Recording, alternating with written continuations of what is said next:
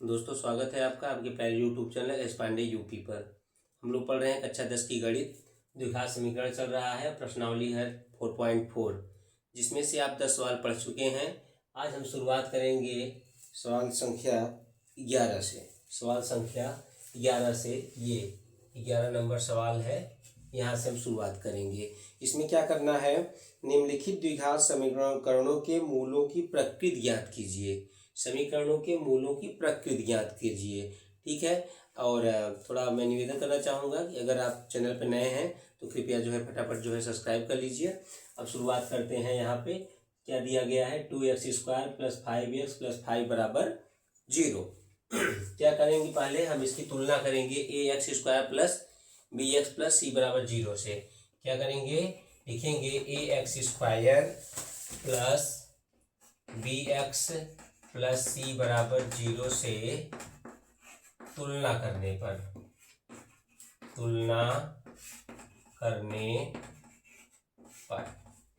ठीक है। तुलना करने पर तो क्या करेंगे, a बराबर क्या हो गया, 2 हो गया, b बराबर क्या हो गया, 5 हो गया, और c बराबर क्या हो गया, ये भी 5 हो गया। इस तरह से आपने जो है इसके मानों को लिख लिया।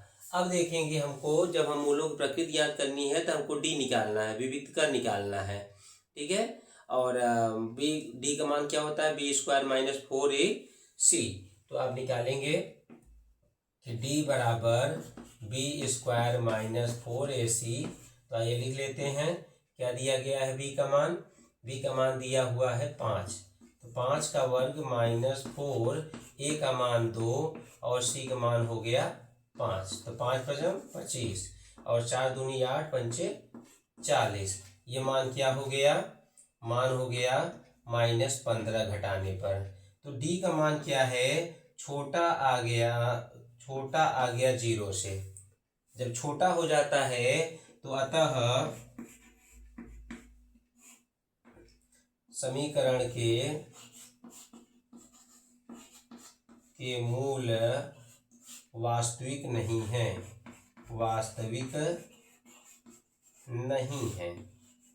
वास्तविक नहीं रहता है। तो क्या होता है, काल्पनिक रहता है, ठीक है।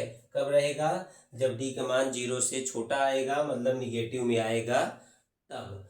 अब चलेंगे दूसरे में निकालेंगे, उसमें क्या मान आता है, उसके लिए देखिए क्या लिखेंगे कि ax² + bx + c = 0 से तुलना करने पर यहाँ देख लीजिए डी का मान क्या आएगा, डी का मान यहाँ भी देख लिया जाए, क्या आएगा, डी का मान देखते हैं तो b² - 4ac, ये आपने लिख लिया। अब देखिए इसके मान को रखने पर क्या मिलता है। अभी हमने मान यहाँ पर रखा नहीं, देखो हमको रखना था a बराबर क्या हो गया, रखने पर करने पर a बराबर 4, b बराबर -4 और c बराबर 1, ये मान आपको मिले हैं। तो रखिए मान, तो क्या हो जाएगा, a का मान है कितना, b चाहिए हमको, तो -4 का वर्ग और फिर -4, a का मान है 4 और c का मान है 1। तो 4 का वर्ग 16, माइनस का वर्ग प्लस होता ही है, और 4 चौक 16, ये भी हो गया, 0 आ गया। डी का मान क्या हो गया, 0 हो गया। प्रकृति क्या हुई, अतः समीकरण के दो वास्तविक व समान मूल हैं, ठीक है। समान व वास्तविक कहो या वास्तविक का समान कहो। कब आता है, जब डी का मान 0 रहता है तो बराबर मूल आते हैं, और जब छोटा रहता है तो आते तो 2 ही हैं लेकिन वास्तविक नहीं होते हैं, ठीक। अब आता है सवाल संख्या, यहाँ पे देख लिया जाए 13 में क्या दिया गया है, आइए यहाँ पे करके देखते हैं। 13 में दिया गया है x² + x + 1 = 0, ठीक है, ये दिया हुआ है। तो इसमें भी लिखेंगे A X square plus B X plus C बराबर 0 से तुलना करने पर क्या होता है? तुलना करने पर ये देखिए, ए का मान हो गया 1, कुछ ना मिले तो 1 मिलता है, बी का मान भी 1 और सी का मान भी 1। चलो डी निकाल लेते हैं, बी स्क्वायर माइनस 4ac, तो बी का मान 1 का वर्ग 4 गुणे 1 गुणे 1, 1 का वर्ग 1 ही आता है, 4 एकम 4, 4 एकम 4, तो मान क्या हो गया? -3। डी का मान क्या आ गया? जैसे इसका आया था, ठीक है, यही मान आ गया कि डी का मान जो है छोटा है 0 से, अतः मूल वास्तविक नहीं है।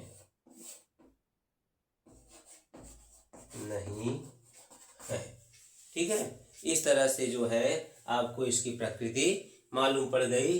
यह एक ही तरह से हुआ, और ये जो है इसमें आया है 0, तो मूल वास्तविक और समान है। ठीक है, यही तरीका आपको प्रयोग करना है। अगर आप राजीव प्रकाशन की गणित पढ़ रहे हैं तो आप पुस्तक खोल के रखिए और अपने सवाल को मिलाते रहिए। और अगर आप किसी दूसरे प्रकाशन की पुस्तक पढ़ रहे हैं या एनसीईआरटी पढ़ रहे हैं, तब भी जो है आपको कोई दिक्कत नहीं होना चाहिए, क्योंकि आप सवाल सीखेंगे तो इससे जो है आप दूसरा सवाल भी लगा पाएंगे। आइए आगे बढ़ते हैं। अब सवाल संख्या हम पढ़ेंगे 13 के बाद 14 नंबर सवाल में आएंगे। देखते हैं उसमें क्या है, समीकरण के मूल क्या होते हैं।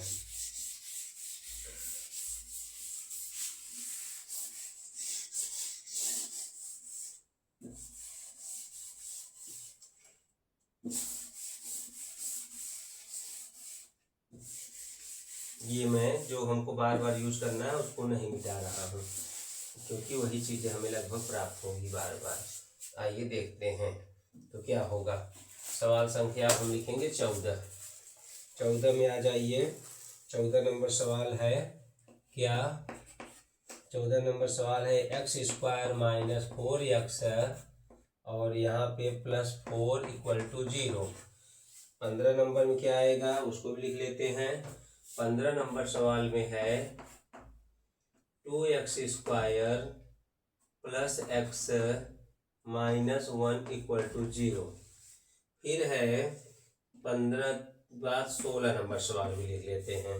16 में दिया हुआ है x square plus 2√3x minus 1 = 0। इस तरह से ठीक है। ये आइए देखते हैं, बारी बारी से तुलना करेंगे। तो a का मान हो गया 1, b का मान हो गया -4 और c का मान हो गया 4। यहाँ से 1 -4 और 4, तो d का मान ज्ञात कर लीजिए, b स्क्वायर माइनस 4ac। एक जैसे जब कई सवाल लगाओगे तो आपको आइडिया हो जाएगा कि आपको करना क्या होता है मूलक प्रकृति याद करने के लिए। ठीक है, अब आइए इसको हल करते हैं मान रख करके। हो गया -4 का वर्ग और -4।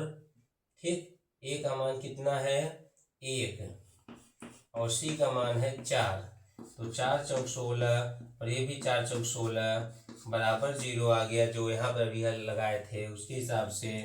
अतः समीकरण के दो समान व वास्तविक मूल हैं। वास्तविक व समान कहो या समान व वास्तविक मूल हैं।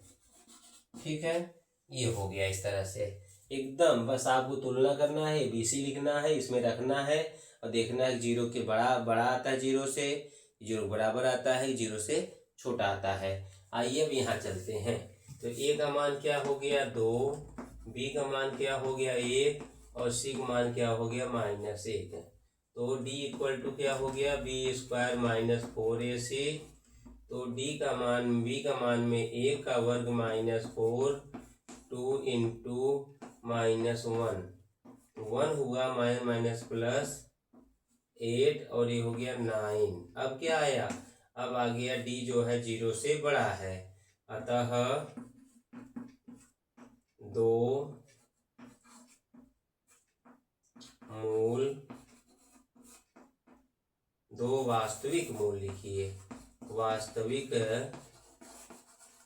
मूल अल्फा व बीटा होंगे। ठीक है, दो वास्तविक मूल अल्फा व बीटा होंगे। ठीक, माने अलग अलग होंगे। अब आ जाइए, x square plus 2√3x minus 1 alpha beta माने दोनों अलग अलग, समान नहीं रहेंगे, अलग अलग होंगे।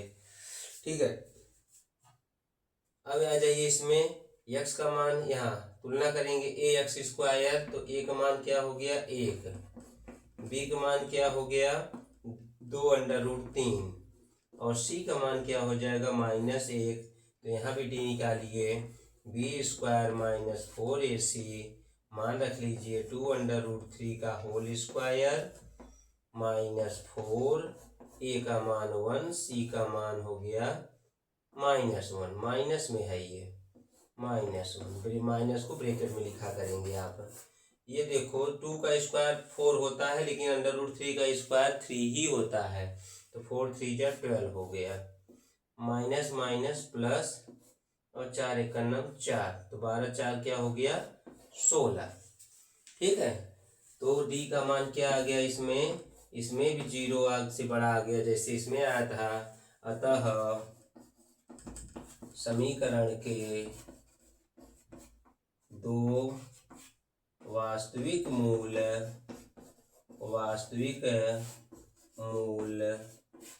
अल्फा व बीटा होंगे। ठीक है, आप ये भी लिख सकते हो कि असमान, अलग अलग, समान नहीं असमान मूल जो है अल्फा व बीटा होंगे। इस तरह से आप जो है उसका उत्तर दे सकते हो। ठीक है, जिसमें आप काल्पनिक लिखते हो, उस वास्तविक नहीं है लिखते हो, उसकी जगह काल्पनिक भी लिखा जा सकता है जब वह मान 0 से छोटा आएगा तब। अब हम बढ़ेंगे अगले सवाल की ओर। ठीक है, अगले सवाल के उसमें ऐसे लिख सकते हो, समीकरण के मूल वास्तविक व असमान होंगे, ऐसा भी लिखा जा सकता है। समीकरण के मूल वास्तविक व असमान होंगे। अगर आप दूसरे इसके हिसाब से बताना चाहें तब अल्फा और बीटा भी मतलब हुआ कि असमान, अलग अलग। ठीक है, कि दो वास्तविक व, ऐसे लिख लो, दिखा देते हैं जिसे आपको आदत रहे। समीकरण के दो वास्तविक व असमान मूल होंगे। देखो उसमें मैंने चिन्हों का, सिंबल का प्रयोग कर दिया, अल्फा और बीटा होंगे तो वो भी असमान ही हो गया था। लेकिन वो अगर अल्फा बीटा नहीं लिखते हैं, ऐसे लिख सकते हैं, दोनों को या तो ऐसे आंसर दे दीजिए या तो ऐसे आंसर दीजिए। ठीक है, दोनों जो है एक ही बात को बताता है, बस लिखने का तरीका बदल जाता है।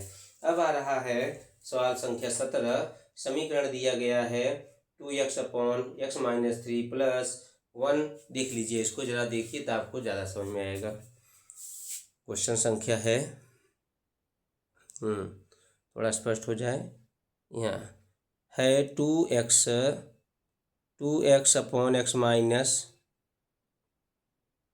3 + 1 + 2x + 3, फिर है plus 3x + 9 total upon x - 3, और अगले ब्रैकेट में 2x + 3 = 0। x का मान 3 नहीं हो सकता है, ऐसा है क्वेश्चन कह रहा है। देख लीजिए, स्पष्ट नहीं दिख रहा है थोड़ा सा, ये देखिए, हाँ स्पष्ट हो गया। ये 17 नंबर क्वेश्चन आपको बताने चल रहे हैं। ठीक, वही देखते हैं सवाल संख्या 17। अभी आपने 3 तरह के सवालों का जवाब दिया। अब अगले सवाल की ओर हम बढ़ते हैं।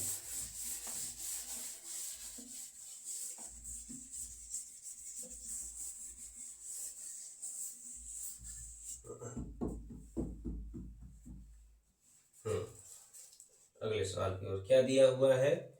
सवाल है 17 में, बड़ा है थोड़ा सा, 2x/x - 3 फिर plus 1/2x + 3 plus 3x plus 9, फिर दिया गया है x माइनस 3 और 2x plus 3 equal to 0। x का मान is not equal to 3 and -3/2 ऐसा है। तो मूलों प्रकृति ज्ञात कीजिए और हल भी कीजिए। प्रकृति भी ज्ञात करना है और हल भी करना है। आइए इसको देखते हैं क्या होगा। ये और ये यहाँ पर है, ठीक है। तो इससे ये भी इससे ये कटेगा, इससे भी ये कटेगा, माने यही दोनों एलसीएम हो जाएंगे। तो लिख लीजिए एलसीएम हो जाएगा x माइनस 3 और 2x प्लस 3। कैसे? जैसे 2 और 4 और 12 दिया होता है, दोनों से 12 कट रहा होता है तो 12 ही एलसीएम बन जाता है। उसी तरीके से ऐसा करेंगे। अब इससे ये भाग दिया, कट गया, और ये इसका गुणा हो जाएगा किसमें? 2x में हो जाएगा 2x प्लस 3 का। फिर इससे जो है भाग देंगे तो ये कट जाएगा, बचेगा x माइनस 3। 1 में मल्टीप्लाई करेंगे तो वंजा करने वही आता है। और इन दोनों से भाग देंगे तो एक आएगा, एक का गुणा करेंगे तो जो ब्रैकेट में दिया है बस वही बचेगा और बराबर 0 हो गया। ठीक है, इस तरह से। अब आगे बढ़िए, कोष्टक तोड़ेंगे, गुणा करेंगे। 2 2 जा 4x स्क्वायर, फिर 2 3 जा 6x, ये ऐसे सीधा ब्रैकेट खुल जाएगा। 3x प्लस 9, नीचे भी ऐसे कर लीजिए। x का करेंगे 2x प्लस 3 में और -3 का करेंगे 2x प्लस 3 में। आप एक एक स्टेप को समझिए, क्वेश्चन आपको समझ में आता चला जाएगा। ठीक है, फिर क्या है? 4x स्क्वायर अकेला है x स्क्वायर वाला, और यहाँ देखो x वाले पद कितने हैं? 1 2 3, माने कितना? 6 1 7 7 3 10 x हो गया। और 9 में से 3 घटाएंगे तो आ जाएगा 6। और नीचे भी गुणा करिए। अब 2x का 2x में तो 2x स्क्वायर, और 3 में करेंगे तो 3x, और -3 2 जा 6x और 3 3 जा 9 इक्वल टू 0 हो गया। इस तरह से। अब देखिए, जब ये क्रिया गुणा करेंगे, अगर बिना इसको जोड़े घटाए से 0 में गुणा हो जाएगा तो खत्म हो जाएगा उधर से ये। तो 2x square plus 10x plus 6, अगर हम इसका मल्टीप्लाई ना भी करें, देखो जैसे मैं हटा दूं कि चलो हम इसका मल्टीप्लाई नहीं करते, इसको जैसे है वैसे रखने दें। क्यों करने देते? देखो कोई का फायदा नहीं हो रहा है, इसलिए मैं इसको हटा दे रहा हूँ। क्या 0 से जाकर मल्टीप्लाई ही हो जाना है तो खत्म हो जाएगा। तो जैसे है वैसे ही रहने दीजिए, आप अपना समय बचाइएगा। हम तो करके देख लिए, ठीक है। x माइनस 3 और फिर जो है 2x प्लस 3, अब जो है उधर गया 0 तो यहाँ हो गया 4x square plus 10x plus 6 equal to 0। दो सब में कॉमन है, दो कॉमन ले लीजिए। 2x स्क्वायर 2 5 जा 10 और 2 3 जा 6 इक्वल टू 0 हो गया। यहाँ हो गया 2x square plus 5x plus 3 equal to क्या हो गया? 0 हो गया। समीकरण आपका बन गया। अब क्या करेंगे? ax square plus bx plus c बराबर 0 से तुलना करने पर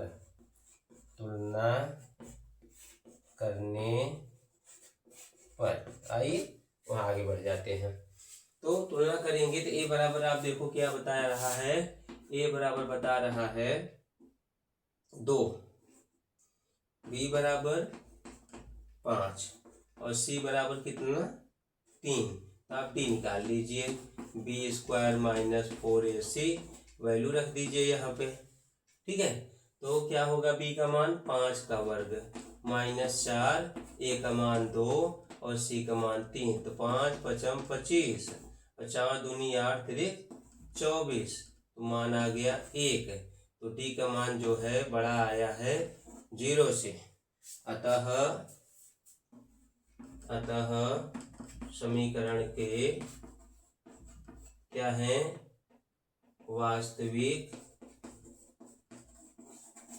व दो असमान मूल हैं। अब निकालिए। तो अल्फा बराबर -b प्लस अंडर रूट यही d बटे में 2a मान रख दीजिए।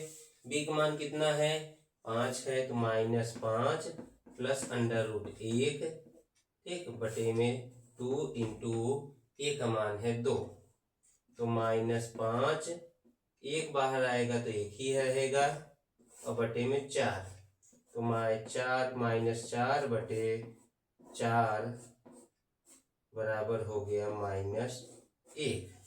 ठीक है, अल्फा का मान 1 मान आ गया -1। दूसरा चलते हैं, यक्स का ही 2 मान रहता है, ये दूसरा यहाँ बस माइनस रहेगा, तो -b -d √d और अपॉन 2a, तो क्या हो गया -5 -√1 बटे में 2 इंटू 2, तो हो गया -5 -1 बटे में 4, और यहाँ -5 और -1 जोड़ोगे तो -6 हो जाएगा बटे 4, 2 से घटाओगे जब इसको तो 2 तिहाई 6, 2 दूना 4 हो गया, -1 और -3 बटा 2, ये समीकरण के हल प्राप्त हुए। सबसे पहले इसको सरल किया गया, आपको इक्वेशन मिल गया, तो तुलना करके हमने डी ज्ञात किया। डी क्यों ज्ञात किया कि इसके मूल जो है निकलेंगे कि नहीं, तो मालूम पड़ा हाँ मूल निकलेंगे और अलग अलग मूल निकलेंगे, और जब मूल निकलेंगे तो फिर फार्मूला रख लिया गया मूल निकालने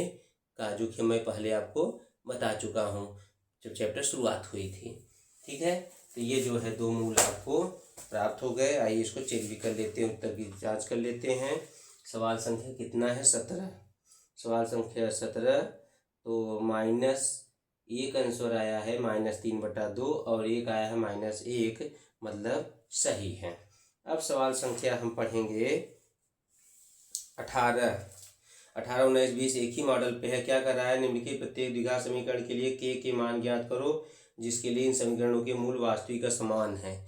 वास्तविक और समान होते हैं तो क्या होता है, डी का मान 0 होता है, डी का मान क्या होता है 0 होता है, उसी में मान रख करके के का मान निकालेंगे। सवाल आप अपने स्क्रीन पर पहले देख लीजिए, ये है आपका सवाल, ये देखिए। ठीक है, ये 18, 19, 20 सब एक ही तर्ज पे रहेगा। हमको मूल समान है तो क्या करना है, क्या कि डी का मान 0 रख करके b² - 4ac को 0 लेकर के अज्ञात पद के का मान यहाँ पे ज्ञात करना है। आइए ज्ञात कर लेंगे बहुत आसानी से और बहुत तीव्रता से आप करेंगे। जब वर्ड प्रॉब्लम आएगा तब जो है थोड़ा सा समय लगेगा। आइए शुरुआत करते हैं। सवाल संख्या क्या है 18 में क्या दिया गया है 4x² + kx और +9 = 0। फिर इसके बाद 19 भी लिख देता हूँ। सवाल नंबर क्या दिया गया है, 2kx² -40k और +25 = 0। ये हो गया। फिर जगह बचेगा तो हम 20वां वाला भी बता लेंगे। आइए शुरुआत करते हैं। लिखिए ax² + bx + c = 0 से, ठीक है, हमें इसको बाटर कर देता हूँ, से तुलना करने पर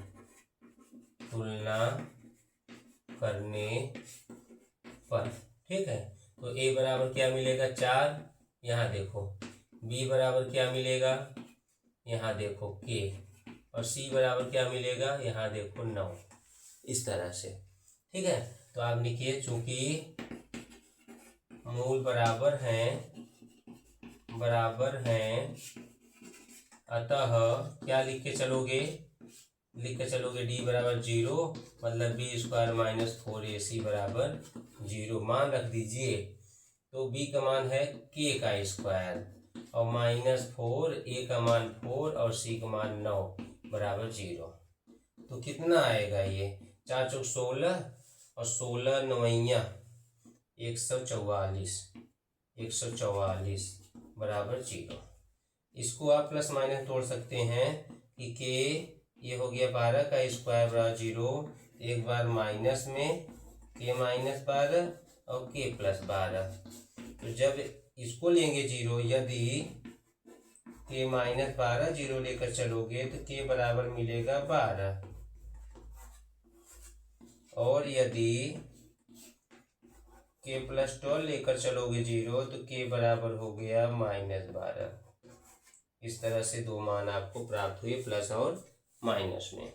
दूसरे पे ऐसे आइए, फिर लिखेंगे इसमें भी यही, A X square plus B X plus C बराबर 0 से तुलना करने पर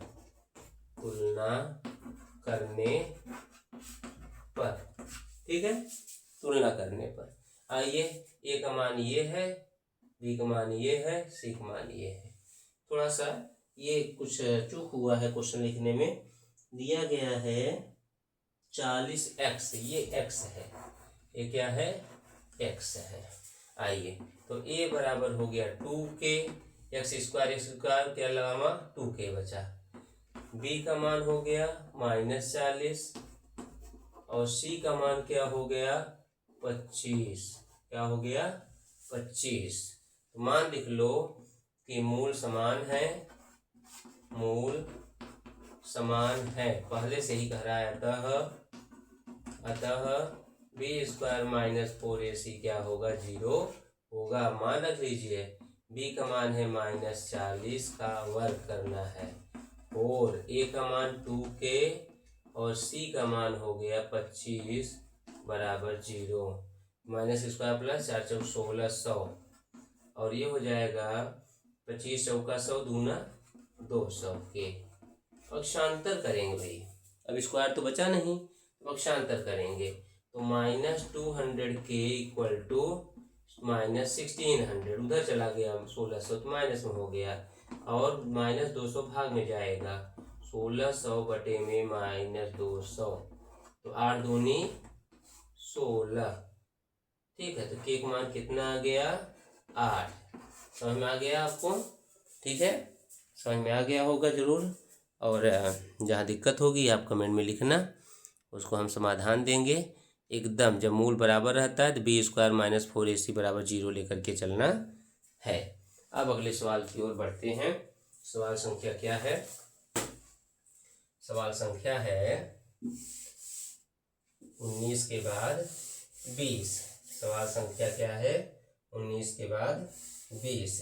देखो, जो जरूरत है बस उतना ही मैं हटा रहा हूँ। जब क्वेश्चन एक जैसा है तो कुछ चीज़ें वही सेम टू सेम आपको बार बार लेनी है, ठीक है, तो ज़्यादा उसमें हम परिवर्तन नहीं करेंगे। तो क्या हुआ, सवाल संख्या 20 में क्या दिया है ये देख लेते हैं। दिया हुआ है 2x square -10x plus k equal to 0, ये दिया हुआ है।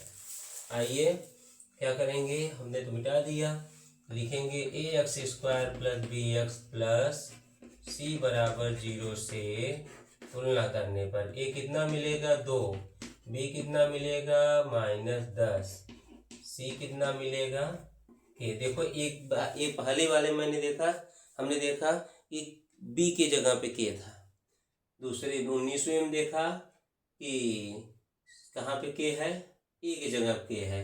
अब इसमें क्या है, सी के जगह पे के है।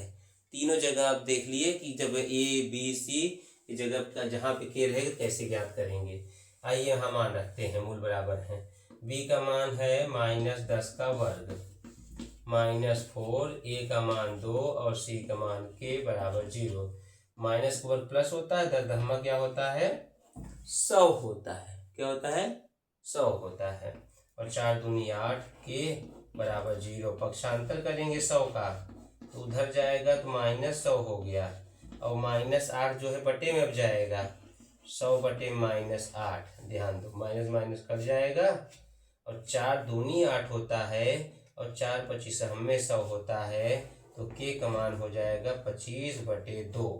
क्या हो जाएगा 25/2 आएगा इसका मान।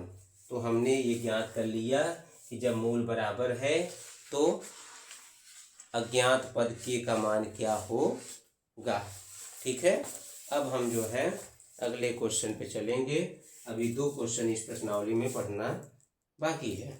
क्या दिया है, के वे मान ज्ञात करो जिसके लिए द्विघात समीकरण के वास्तविक व असमान मूल हों, वास्तविक व असमान मूल हों, उसके लिए। आइए उस सवाल पे भी चलते हैं। वास्तविक और असमान मूल हो, ठीक, यहाँ पे लगा देंगे इसको, यहाँ पे लगाएंगे मूल वास्तविक व असमान है उसके लिए। यहाँ लगा लेते हैं। ठीक है, आइए देखते हैं क्या करना है इसमें। आइए, सवाल संख्या है 21। द्विघात समीकरण क्या दिया गया है? द्विघात समीकरण, ठीक है, इस तरह से लिख लेते हैं द्विघात समीकरण को। X square minus 4x plus K equal to 0 लिखेंगे। A X square plus B X plus C बराबर 0 से तुलना करने पर उसमें मूल समान था। 18, 19, 20 में मूल समान था, लेकिन यहाँ मूल असमान है, माने डी का मान 0 से बड़ा है। तो ए बराबर 1, बी बराबर -4 और सी बराबर के। कहाँ से? ए बी -4 सी के हो गया। लिखोगे मूल वास्तविक व असमान है, असमान है। तो क्या होता है? डी का मान बड़ा होता है 0 से, मतलब बी स्क्वायर -4ac बड़ा होता है 0 से। तो बी का मान कितना लिखेंगे? लिखेंगे -4 का वर्ग और -4, ए माने 1, सी माने के, और ये बड़ा है 0 से, ऐसा। ठीक है, तो 4 का वर्ग क्या हो गया? ऐसे कर सकते हो, 16 होता है और ये 4 के हो गया। ठीक, ये बड़ा है 0 से। अब देखो, ये 16 में से घटाने पर 4k को 0 से बड़ा आता था। 16 में से 4k को घटाने पर क्या आता था? 0 से बड़ा आता था, माने 16 जो है इससे बड़ा था। इसका मतलब 16 इससे बड़ा था। तो क्या हो जाएगा? 16 बड़ा था ना, लेकिन जब ये माइनस में उधर जाएगा तब बड़ा नहीं रहेगा। -4k और ये ऐसी कंडीशन रहेगी -16। ठीक है, अब जो है दोनों तरफ 4 से डिवाइड कर दो, या यही के जो है दूसरी तरफ लेकर चले जाओ, तो हो जाएगा 4 × 9 4, 4 × 16। तो के का मान क्या हो गया? 4। के का मान जो है 4 से बड़ा कुछ भी ले सकते हैं। एक त्रुटि हुआ है, एक त्रुटि हुआ है। क्या? कि जब क्रम बदलते हैं तो चिन्ह उलटना पड़ता है। जब क्रम बदलते हैं तो चिन्ह उलटना पड़ता है, इसलिए जो है ये उल्टा करके रखना आप। ये जब आगे ये उधर जाता है तो चिन्ह ये पलट जाता है, इसलिए जो है इसका जो है, मुझे भी एक बार ख्याल आया था, फिर मैंने वैसे ही रख दिया।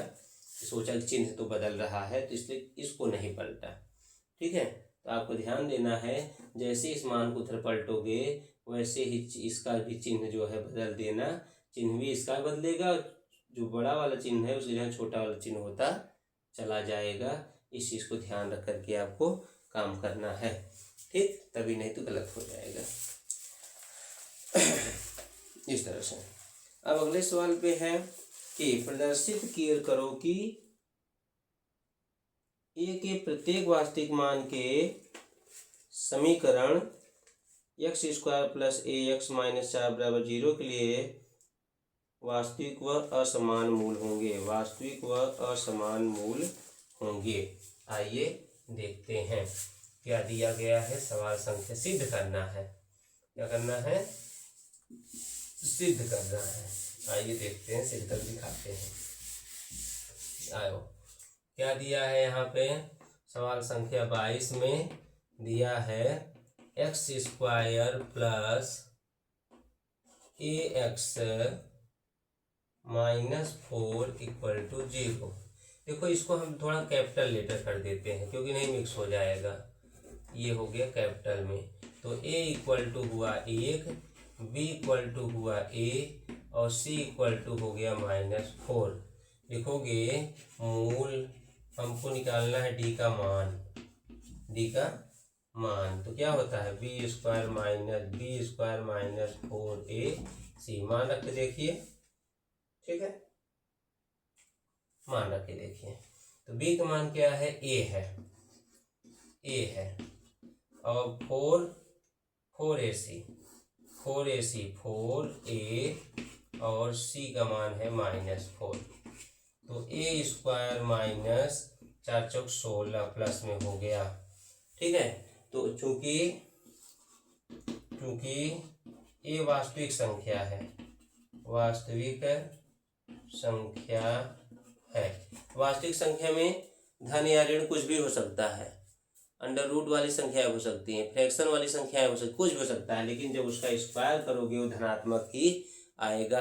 धनात्मक संख्या ये वास्तविक संख्या, तो उसका स्क्वायर जो है हमेशा धनात्मक मान आएगा, और धनात्मक संख्या में धनात्मक संख्याएं जोड़ोगे तो हमेशा धनात्मक आएगा।